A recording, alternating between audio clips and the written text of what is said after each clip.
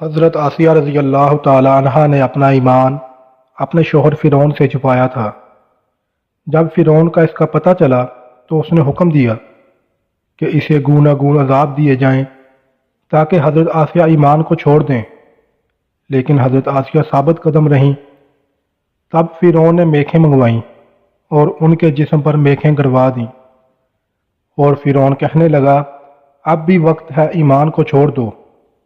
مگر حضرت آسیہ رضی اللہ تعالی عنہا نے جواب دیا، تو میرے وجود پر قادر ہے، لیکن میرا دل میرے رب کی پناہ میں ہے۔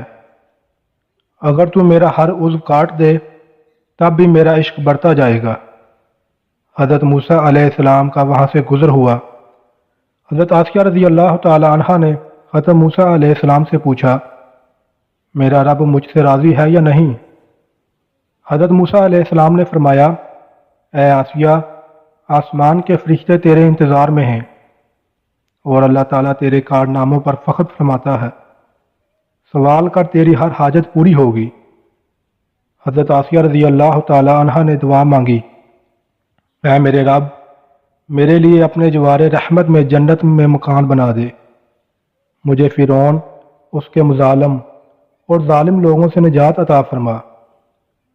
حضرت سلیمان رضی اللہ تعالی عنہ کہتے ہیں، آسیہ رضی اللہ تعالی عنہ کو دھوپ میں عذاب دیا جاتا تھا۔ جب لوگ لوٹ جاتے تو فرشتے اپنے پروں سے آپ پر سایہ کیا کرتے تھے، اور وہ اپنے جنت والے گھر کو دیکھتی رہتی تھی۔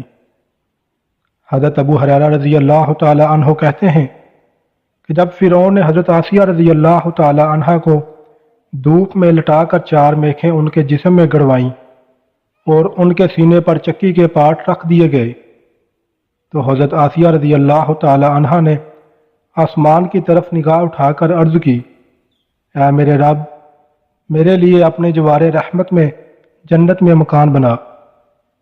حضرت حسن رحمۃ اللہ علیہ کہتے ہیں، اللہ تعالیٰ نے اس دعا کے طفیل آسیہ کو فرعون سے باعزت رہائی عطا فرمائی اور ان کو جنت میں بلا لیا، جہاں وہ ذی حیات کی طرح کھاتی پیتی ہیں۔ اس حقائق سے یہ بات واضح ہو گئی کہ مصائب اور تکالیف میں اللہ کی پناہ مانگنا، اس سے التجا کرنا اور رہائی کا سوال کرنا مومنین اور صالحین کا طریقہ ہے۔